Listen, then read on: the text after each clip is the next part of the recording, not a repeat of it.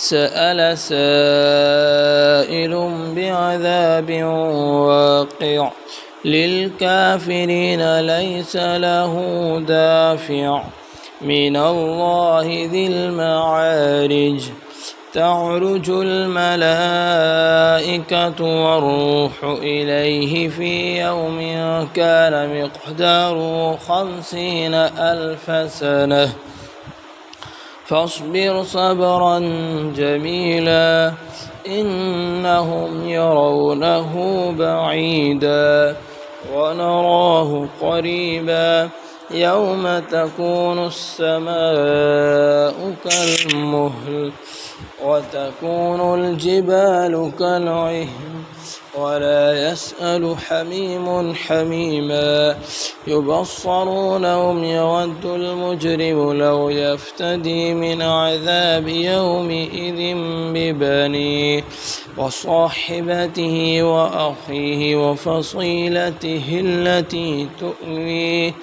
ومن في الأرض جميعا ثم ينجيه كلا إنها لظى نزاعة للشوى تدعو من أدبر وتولى وجمع فأوعى إن الإنسان خلق هلوعا إذا مسه الشر جزوعا وإذا مسه الخير منوعا المصلين الذين هم على صلاتهم دائمون والذين في أموالهم حق معلوم للسائل والمحروم والذين يصدقون بيوم الدين والذين هم من عذاب ربهم مشفقون إن عذاب ربهم غير مأمون والذين هم لفروجهم حافظون إلا على أزواجهم أو ما ملكت أيمانهم فإنهم غير ملومين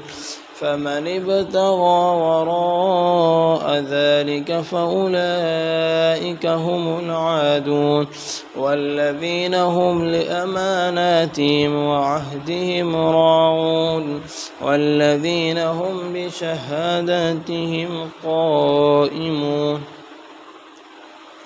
والذين هم على صلاتهم يحافظون أولئك في جنات مكرمون فما للذين كفروا قبلك مهطعين عن اليمين وعن الشمال عزين أيطمع كل امرئ منهم أن يدخل جنة نعيم كلا إن خلقناهم مما يعلمون فلا أقسم برب المشارق والمغارب إنا لقادرون على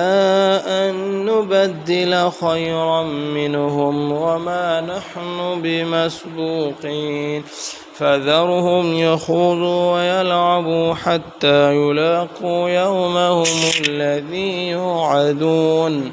يوم يخرجون من الأجداث سراعا كأنهم إلى نصب يوفضون خاشعة أبصارهم ترهقهم ذلة ذلك اليوم الذي كانوا يوعدون